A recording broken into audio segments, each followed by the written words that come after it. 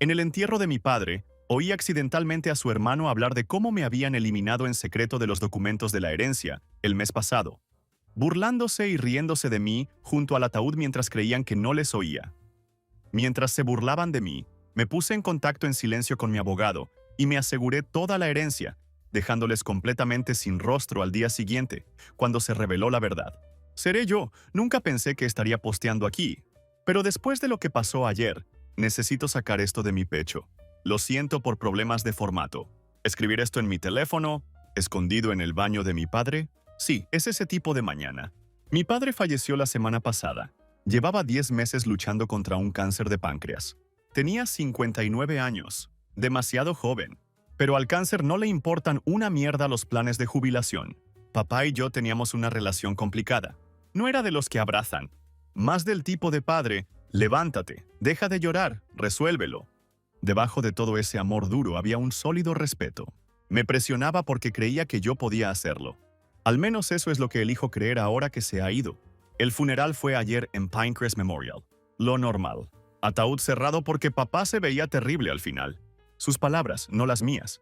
Me hizo prometer que no dejaría que la gente mirara embobada su cadáver, como él dijo. Había unas 50 personas allí. Papá no era exactamente el señor popular, pero tenía su círculo. Después del servicio necesitaba un minuto a solas. Simplemente abrumado. Ni siquiera estaba seguro de lo que sentía. Entumecido en su mayoría. 10 meses de ver a alguien desvanecerse es como una lija emocional. Te desgasta hasta que no queda nada. Entré en una pequeña sala lateral del vestíbulo principal. La funeraria tenía estas alcobas con sillas cómodas, donde la gente podía sentarse y recogerse. Me hundí en uno de esos sillones acolchonados de la esquina. Cerré los ojos y respiré. Fue entonces cuando los oí. La puerta que conectaba con la sala de observación estaba abierta de par en par. Mis tíos Víctor y Marcos entraron, sus voces flotando antes de que pudiera procesar quién estaba hablando. Tío Víctor estaba a mitad de frase. Así la forma en que me miró durante el servicio como si debiera sentir lástima por él, o algo así. Siempre ha sido blando. Tío Marcos respondió, Gregorio se parece a su madre, no a nosotros. Me quedé helada. Estaban hablando de mí. Debería haber hecho notar mi presencia, pero algo en su tono, me quedé quieto. El tonto no tiene ni idea de que cambiamos el testamento de papá el mes pasado, dijo Víctor. Prácticamente podía oír la sonrisa en su voz. Todo va para nosotros en lugar de esa decepción. Estaban literalmente de pie junto al ataúd de mi padre, riendo, jodidamente riendo. Cree que se queda con la casa, el negocio, todo, añadió Marcos. Espera al martes cuando Ricardo lea el testamento. La expresión de su cara no tendrá precio. La mejor decisión que hemos tomado, dijo Víctor. Atrapar a papá cuando estaba drogado con los analgésicos. En ese momento firmaba cualquier cosa. Mi sangre se enfrió. La habitación empezó a girar un poco. Ellos manipularon a mi padre moribundo cuando estaba medicado. Agarré el apoyabrazos con tanta fuerza que mis nudillos se pusieron blancos. Gregorio ni siquiera podía llevar un puesto de tacos, dijo Marcos. La empresa de papá estaría en bancarrota en un año con él al mando. Víctor se rió de nuevo. Bueno, ya no es su problema. Ya le he dicho a Elena que no necesitaremos sus servicios a partir de la semana que viene. No hay razón para mantener en nómina a los casos de caridad de papá. Elena, el ama de llaves de papá durante los últimos 15 años, la mujer que básicamente se mudó para ayudar a cuidarlo durante la quimio. La estaban despidiendo. Me senté allí literalmente temblando de rabia. No estaba siendo dramática. Miré hacia abajo y me temblaban las manos. Pero no dije ni una palabra. No irrumpí. No me enfrenté a ellos. Solo escuché cómo seguían y seguían. Sobre cómo habían protegido el legado familiar de mí. Finalmente alguien los llamó y se fueron. Me senté allí durante unos 20 minutos, tratando de procesar lo que había oído. Quería seguirlos hasta el estacionamiento y golpearlos contra el pavimento. La imagen de mi tío riendo junto al ataúd de mi padre, mientras tramaban robarme la herencia, grabada a fuego en mi cerebro. Pero no lo hice, porque mi padre siempre decía, nunca empieces una pelea hasta que sepas exactamente cómo vas a terminarla. Y en ese momento no tenía ni idea de qué hacer. Así que aguanté el resto del funeral de alguna manera. Acepté las condolencias. Asentí a todos los comentarios de, era un buen hombre. Di las gracias a todos por venir, mientras mis tíos me miraban con sonrisas de suficiencia, probablemente pensando en cómo nos habían engañado a mi padre y a mí. Cuando todos se fueron, me dirigí a la casa de mi padre. Nuestra casa, técnicamente, crecí allí. Cada rincón guarda algún recuerdo, bueno y malo. El comedor, donde papá me daba clases de ciencias. El patio donde me enseñó a lanzar mal el balón. Ninguno de los dos éramos atléticos. El garaje donde restauramos aquel viejo Ford cuando yo tenía 16 años. Cuando entré, encontré a Elena en la cocina. Con los ojos enrojecidos de llorar, parecía sorprendida de verme, como si no hubiera esperado que viniera nadie. «Oh, Gregorio», dijo, secándose rápidamente la cara. Solo estaba limpiando un poco. «¿Estás bien?», le pregunté, aunque era obvio que no lo estaba. Ella dudó y negó con la cabeza. «Tu tío vino esta mañana antes del funeral. Me dijeron que debería empezar a buscar otro puesto. Dijo que una vez que se lea el testamento el martes, se harán cargo de todo. Y no me necesitarán». Sentí que la rabia crecía de nuevo. «No tienen derecho». «Está bien», me interrumpió. «Tu padre me preparó para esta posibilidad. Me dijo que esos buitres intentarían abalanzarse en cuanto él desapareciera». Intentó sonreír, pero no le llegó a los ojos. Solo pensé que tendríamos más tiempo. Hablamos un rato más. Resulta que papá llevaba meses preocupado por sus hermanos. Según Elena, empezaron a visitarlo con más frecuencia. Una vez que papá se puso muy enfermo, pero solo cuando yo no estaba. Siempre trayendo papeles. Siempre insistiendo en la privacidad. Elena también mencionó algo sobre una caja de seguridad. No sabía los detalles. Solo que papá había sido inflexible en mantener algunos papeles allí, lejos de la casa. Anoche me quedé en casa de papá.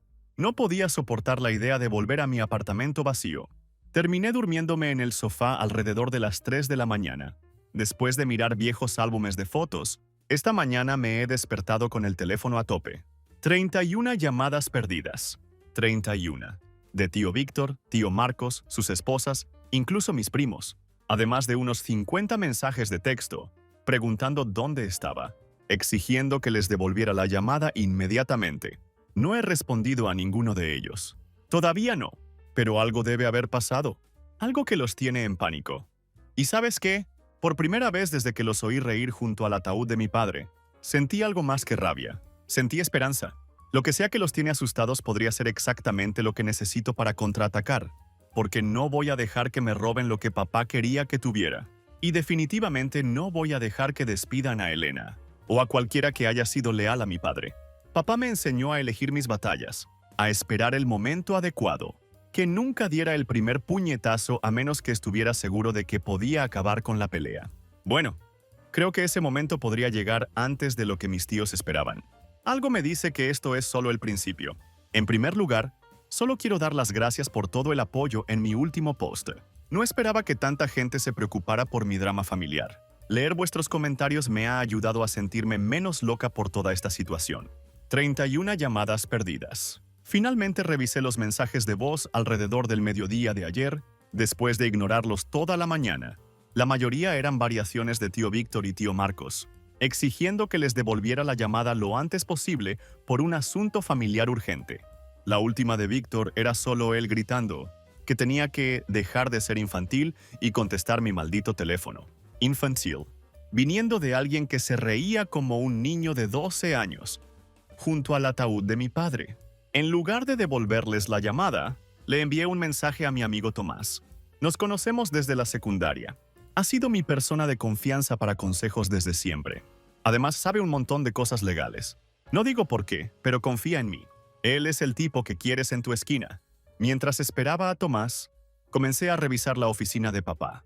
No estaba seguro de lo que estaba buscando exactamente, pero necesitaba hacer algo. La habitación aún olía a él. Esa mezcla de café y el extraño desinfectante de manos con aroma a pino, con el que estaba obsesionado. Sus gafas de leer seguían en el escritorio, junto a un crucigrama a medio llenar. Fue entonces cuando recordé nuestra última conversación real, unas 3 semanas antes de morir. Antes de que los analgésicos lo convirtieran en un caparazón. Había estado sentada con él intentando que comiera algo. Esos batidos de proteínas del hospital que huelen a cartón mojado. De la nada, me agarró de la muñeca. Todavía tenía un fuerte agarre a pesar de todo. Y me dijo que necesitaba asegurarse de que entendía algo. Dijo que Víctor y Marcos habían estado husmeando como buitres últimamente. Dijo que siempre habían estado celosos de que el abuelo hubiera dejado a papá a cargo del negocio familiar en lugar de dividirlo en 3 partes. Papá me dijo que había hecho arreglos para proteger lo que era mío, pero necesitaba que le prometiera que lucharía si intentaban algo. Pensé que solo estaba paranoico por los medicamentos. Ahora me doy cuenta de que estaba teniendo uno de sus últimos momentos de lucidez, tratando de advertirme. Tomás apareció alrededor de las 2 y descargué todo.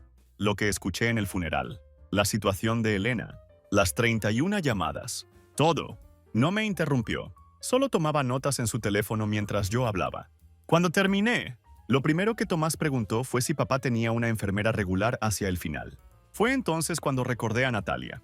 Natalia había sido la enfermera a domicilio de papá durante los últimos 2 meses. Una mujer joven, de unos 20 años, con esos coloridos uniformes, y siempre tocando ritmos lofi en su teléfono mientras trabajaba. A papá le caía bien. Decía que no le trataba como si fuera de cristal. Todavía tenía su número en mis contactos. La llamé allí mismo con Tomás escuchando. Parecía sorprendida de saber de mí, pero fue muy servicial. Me dijo que sí, que mis tíos la habían visitado varias veces, en las últimas semanas de papá, pero solo cuando yo no estaba. Dijo que siempre insistieron en pasar tiempo a solas con papá, incluso cuando ella les dijo que estaba muy medicado. El truco. Natalia dijo que la última vez que lo visitaron, debe haber sido cuando le hicieron firmar lo que dicen que es el Nuevo Testamento. Papá ni siquiera estaba completamente consciente. Dijo que entró una vez durante su tiempo privado, para comprobar sus signos vitales, y vio a Víctor sosteniendo la mano de papá con un bolígrafo, guiándolo a través de algún documento, mientras Marcos y un tipo que ella no reconoció miraban. Ella pensó que era raro, pero supuso que era solo un asunto familiar. Cuando se lo mencionó a Elena más tarde, Elena intentó llamarme, pero yo estaba en un atasco y perdí la llamada. Cuando revisé mi buzón de voz y volví a llamar, papá había tenido una mala noche y se perdió en el caos. Tomás parecía a punto de decir algo cuando mi teléfono comenzó a explotar de nuevo. Víctor y Marcos llamando desde la casa de Víctor. Casi lo ignoré, pero Tomás sugirió que contestara y grabara la llamada. Me recordó que nuestro estado solo requiere el consentimiento de una de las partes, así que es totalmente legal. Puse el altavoz. Víctor comenzó inmediatamente, con que tenía que ir a su casa ahora mismo, para discutir la lectura del testamento programada para el martes. Dijo que había complicaciones que debían resolver como familia, antes de reunirse con el abogado. Me hice la tonta. Pregunté qué tipo de complicaciones. Marcos intervino. Supongo que yo también estaba en el altavoz por su parte, diciendo algo sobre irregularidades en el papeleo, y cómo, en beneficio de todos, deberíamos presentar un frente unido. Mientras hablaban, podía oír el pánico en sus voces. Estos tipos que se reían en el funeral de mi padre ahora sonaban como si estuvieran a punto de tener un ataque al corazón. Les dije que me reuniría con ellos en casa de papá en 1 hora. Su reacción. Silencio total durante 5 segundos. Luego Víctor balbuceó que su casa sería más apropiada. Insistí en la casa de papá. Aceptaron a regañadientes. Después de colgar, Tomás y yo hicimos un barrido rápido de la oficina de papá, buscando cualquier cosa que pudiera explicar lo que tenía a mis tíos tan asustados. Fue entonces cuando lo encontré, dentro de la copia de papá de El viejo y el mar, su libro favorito. Me hizo leerlo como 3 veces mientras crecía. Era un pequeño cuaderno Moleskine negro, el diario de papá del año anterior. Solo tuve tiempo de hojearlo antes de que Víctor y Marcos llegaran. Pero mierda, las entradas de los últimos 6 meses eran básicamente un documental de los intentos graduales de mis tíos de manipularlo. Papá había documentado todo: sus visitas, sus sugerencias sobre cambiar su testamento, sus comentarios sobre que yo no estaba preparado para hacerme cargo del negocio. La última entrada coherente, fechada justo antes de que empezara a tomar analgésicos, mencionaba una caja de seguridad en el First National Bank e instrucciones para asegurarse de que Gregorio reciba la llave de Elena. Antes de que pudiera procesar esto, sonó el timbre. Víctor y Marcos estaban allí, como si hubieran envejecido 10 años de la noche a la mañana. Víctor tenía una sonrisa falsa en la cara. Marcos ni siquiera podía mirarme a los ojos. Tomás se quedó en la cocina, mientras yo llevaba a mis tíos a la sala. No parecían contentos de ver a Elena todavía allí limpiando algunos platos. Víctor hizo algún comentario sobre gastos innecesarios de personal durante este periodo de transición, que ignoré. Una vez que nos sentamos, Víctor comenzó todo este discurso sobre cómo tenían preocupaciones sobre la lectura del testamento el martes. Dijo que podría haber algunos desarrollos sorprendentes, que podrían alterar la dinámica familiar. Mencionó cómo papá había hecho algunos cambios de última hora, que podrían parecer fuera de lugar. Solo me senté allí, dejándoles que cavaran más hondo. Finalmente Marcos soltó, que les preocupaba que yo pudiera exagerar. Cuando supe que papá había cambiado su testamento para dejarles a ellos el control de la compañía y que yo solo recibiría un generoso estipendio, fue entonces cuando pregunté lo más inocentemente posible: ¿cuándo exactamente papá había hecho estos cambios? Víctor dijo que fue hace unas 3 semanas, cuando papá estaba perfectamente lúcido y consciente de lo que estaba haciendo. Asentí. Entonces pregunté por qué estaban tan preocupados por mi reacción. Si todo era legal y correcto. La mirada que intercambiaron. Si no hubiera sabido que mentían, esa mirada lo habría confirmado. Empezaron a dar marcha atrás, diciendo que solo querían prepararme y asegurarse de que entendía el razonamiento de papá. Víctor incluso tuvo el descaro de decir: papá les había dicho que estaba decepcionado con mis elecciones de vida y no confiaba en mí con su legado. Casi me vuelvo loco. Casi les enseño el diario. Casi les conté sobre Natalia. Pero el consejo anterior de Tomás resonó en mi cabeza. No muestres tus cartas hasta que hayas visto las suyas. Así que asentí de nuevo y les dije que apreciaba su preocupación, pero que esperaría a oír el testamento directamente del abogado el martes. Entonces básicamente les mostré la salida, ignorando sus intentos de mantener la conversación. Después de que se fueron, Tomás salió de la cocina con la sonrisa más grande en su cara. Me dijo que había grabado toda la conversación en su teléfono. Ahora los teníamos grabados básicamente admitiendo que estaban preocupados por algo. Llamé a Elena y le pregunté por la llave de la caja de seguridad. Sus ojos se abrieron de par en par y desapareció escaleras arriba. Volvió 5 minutos después con un pequeño sobre. Dentro había una llave y una nota de puño y letra de papá. Gregorio, en caso de emergencia, confía solo en ti mismo. Tomás y yo fuimos directamente al banco, pero ya estaba cerrado por el fin de semana. Tendré que esperar hasta el martes por la mañana para ver lo que hay en esa caja.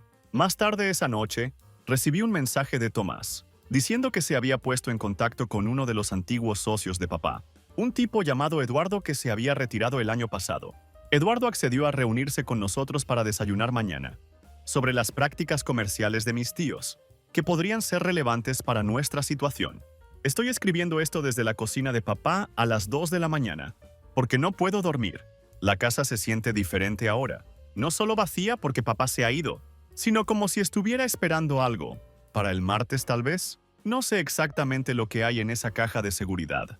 No sé qué nos dirá Eduardo mañana, pero por primera vez desde el funeral. Siento que tal vez, solo tal vez, papá estuvo un paso adelante de sus hermanos todo el tiempo.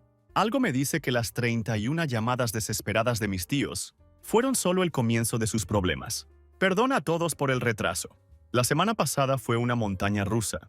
Estoy escribiendo esto desde el estudio de papá. No, mi estudio ahora. Todavía se siente raro decir eso. Así que cuando me fui, estaba a punto de encontrarme con Eduardo, el antiguo socio de papá, para desayunar. Y luego, ir al banco a ver lo que papá dejó en la caja de seguridad. Estaba corriendo con 2 horas de sueño y suficiente cafeína para matar a un caballo. Pero no había forma de que me perdiera ninguna de las 2 citas. Eduardo eligió un pequeño restaurante en el centro, del tipo con cabinas de vinilo que hacen ese extraño ruido chirriante cuando te deslizas, y camareras que llaman a todo el mundo Hun. Ya estaba allí cuando llegué, tomando lo que parecía su tercera taza de café, a juzgar por las cremas vacías esparcidas por ahí. Primera impresión, no era lo que esperaba. Eduardo era un tipo bajo, calvo, con gafas gruesas, y una Rebeca que había visto días mejores. No grita exactamente hombre de negocios exitoso, pero papá siempre decía que las apariencias eran el mejor disfraz. Eduardo no perdió el tiempo con charlas triviales. Mientras yo intentaba decidir entre tortitas y gofres, deslizó una carpeta manila por la mesa. Resulta que Eduardo ha estado guardando registros de cada cosa turbia que mis tíos han hecho en la compañía durante la última década. Nada ilegal exactamente, pero definitivamente poco ético. Las veces que trataron de anular las decisiones de papá, intentaron robar clientes, incluso un intento fallido de hacer que los miembros de la junta expulsaran a papá hace 3 años, cuando fue diagnosticado por primera vez. Pero la verdadera bomba, papá lo sabía, lo había sabido durante años, y había estado documentando todo él mismo. construyendo lo que Eduardo llamó una póliza de seguro. Según Eduardo, papá nunca confió en sus hermanos, no desde que trataron de convencer a su padre, mi abuelo, para vender la empresa en los años 90. Papá era el único que quería mantenerla en la familia, y el abuelo se puso de su lado. Víctor y Marcos nunca perdonaron a ninguno de ellos. Mientras Eduardo hablaba, algo hizo clic en mi cabeza. Esto no era solo acerca de la herencia o el dinero. Esto era un rencor que había estado supurando durante 30 años. Terminamos de desayunar, elegí panqueques, necesitaba el subidón de azúcar, y me dirigí directamente a First National. Tomás me encontró allí, con un aspecto sorprendentemente arreglado para un domingo por la mañana, mientras que yo probablemente parecía que había sido atropellado por un camión y arrastrado unas cuantas millas. La caja de seguridad contenía exactamente 3 cosas. Una unidad USB, un sobre cerrado dirigido a Andrés Chen, abogado. Una carta dirigida simplemente a Gregorio. Abrí mi carta allí mismo, en la sala privada del banco. Estaba fechada 2 meses atrás, cuando papá aún estaba lúcido, pero sabía que no le quedaba mucho tiempo. La carta no era larga, pero me golpeó como una tonelada de ladrillos. Gregorio, si estás leyendo esto, entonces Víctor y Marcos han hecho exactamente lo que sospechaba. Lamento que estés lidiando con esto, y al mismo tiempo sufriendo. No es justo para ti. He sabido por años que mis hermanos tratarían de tomar lo que no es suyo. Han estado esperando esta oportunidad desde que papá me eligió para dirigir la empresa, en lugar de ellos. La unidad USB adjunta contiene imágenes de seguridad de la casa durante los últimos 6 meses. Hice instalar cámaras cuando enfermé por primera vez, no porque no confiara en ti, sino porque no confiaba en ellos. El sobre para Andrew contiene mi verdadero testamento, ejecutado y atestiguado correctamente hace 6 meses, junto con un testimonio en vídeo de mis deseos. También hay una carta documentando mis preocupaciones sobre la coacción potencial. No fui un padre perfecto. Fui demasiado duro contigo a veces. Esperaba demasiado, pero siempre creí en ti, incluso cuando no lo demostré bien. La empresa es tuya si la quieres. Si no la quieres, tampoco pasa nada. Es tu elección, no la suya. Confía en Andrew. Ha sido nuestro abogado familiar durante 30 años y sabe exactamente qué hacer. Papá, ni siquiera me di cuenta de que estaba llorando, hasta que Tomás me dio torpemente un pañuelo de su bolsillo. Estaba limpio, lo comprobé. Llevamos todo a la casa de Tomás para revisar la unidad USB. Mierda. Papá no estaba jugando con esas cámaras de seguridad. Estaban escondidas en su dormitorio, oficina, incluso en la sala de estar. Pequeñas cosas que nunca notarías a menos que las estuvieras buscando. Y lo grababan todo. Víctor y Marcos visitando cuando papá apenas estaba consciente. El testigo que trajeron que en realidad nunca vio a papá firmar nada. Víctor literalmente moviendo la mano de papá para firmar los papeles, mientras Marcos vigilaba la puerta. Todo estaba ahí, en resolución 4K, con marca de tiempo y todo. Papá básicamente había creado la trampa perfecta, y mis tíos habían caído en ella. Llegó el martes por la mañana y me sentí extrañamente tranquilo. Había pasado la noche del domingo en casa de papá. Dormí en mi antigua habitación por primera vez en años. El ventilador de techo todavía hacía ese ruido cada 3 vueltas, que solía volverme loco. Ahora era casi reconfortante.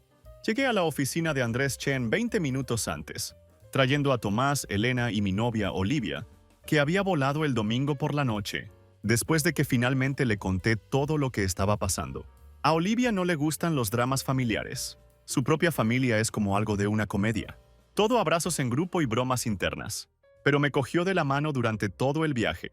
Andrew era un hombre mayor asiático con un traje perfectamente planchado y gafas de lectura que le hacían parecer salido de una novela de John Grisham. Me saludó con una mirada cómplice, e inmediatamente sentí que papá había tenido razón al confiar en él. Le entregué el sobre de la caja de seguridad. Asintió con la cabeza sin sorprenderse, y me pidió que esperara en la sala de conferencias mientras revisaba el contenido. Víctor y Marcos llegaron 10 minutos después, con sus esposas e hijos a cuestas. Todo un espectáculo de unidad familiar. Ellos vacilaron un poco cuando me vieron sentado allí con mi propio séquito, especialmente Elena. Víctor intentó hacer algún comentario sobre no miembros de la familia en una lectura privada, pero Andrew se lo impidió inmediatamente. Una vez todos sentados, Andrew comenzó explicando que parecía haber 2 testamentos diferentes, uno de hace 6 meses y uno supuestamente ejecutado 3 semanas antes de la muerte de papá. Víctor no pudo ocultar su sonrisa. Marcos estudiaba sus uñas, como si de repente fueran las cosas más fascinantes del mundo. Entonces Andrew soltó la bomba. Antes de proceder con cualquiera de los documentos, me gustaría mostrar a todos un video que Heriberto grabó hace 6 meses, cuando ejecutó su testamento oficial. El color se drenó de las caras de mis tíos tan rápido, pensé que se desmayarían. Andrew preparó su portátil y reprodujo el video. Ahí estaba papá, enfermo pero alerta, sentado en esta misma oficina. Dijo la fecha, confirmó que estaba en su sano juicio y luego habló directamente a la cámara. Yo, Heriberto Peterson, en pleno uso de mis facultades mentales, declaro que esta es mi última voluntad y testamento. Todos los testamentos anteriores quedan revocados. Estoy haciendo este video para confirmar que este documento refleja mis verdaderos deseos y para hacer frente a una preocupación.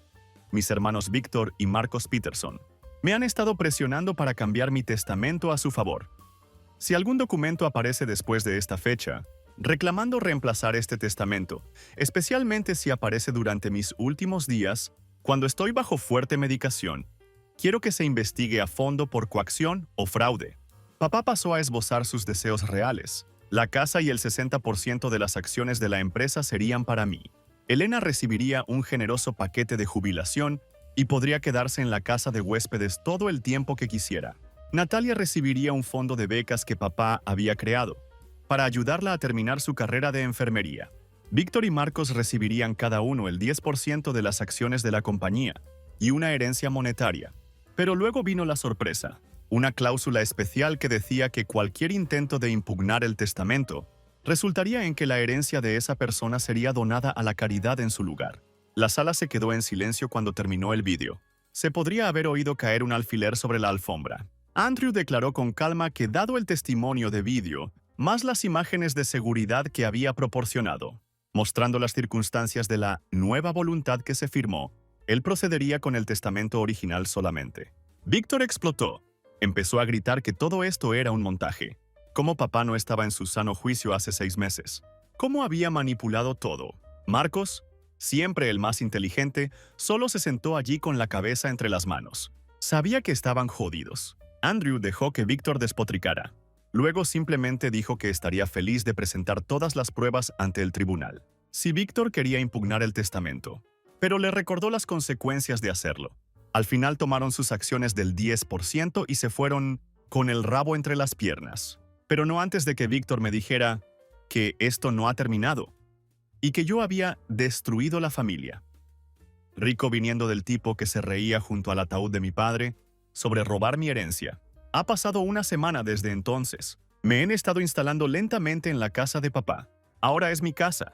Ayer tuve que llamar a un fontanero porque el retrete de arriba no paraba de funcionar.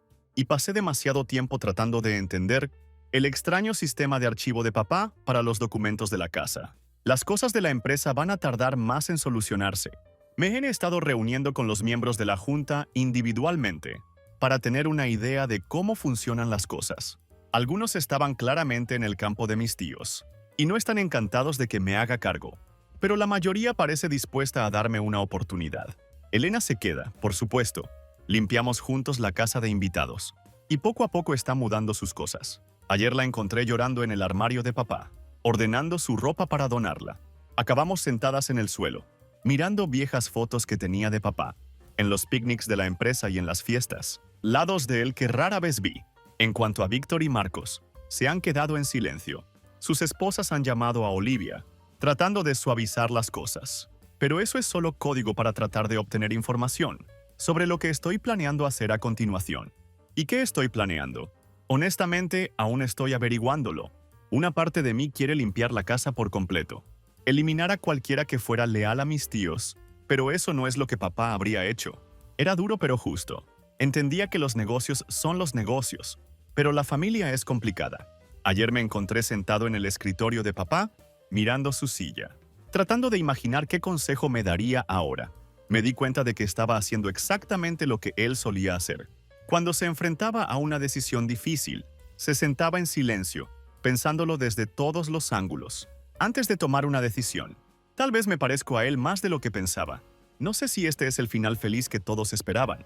Mis tíos siguen por aquí, todavía accionistas, aunque menores. La empresa tiene problemas que hay que arreglar, La casa necesita un tejado nuevo y la puerta del garaje está rota.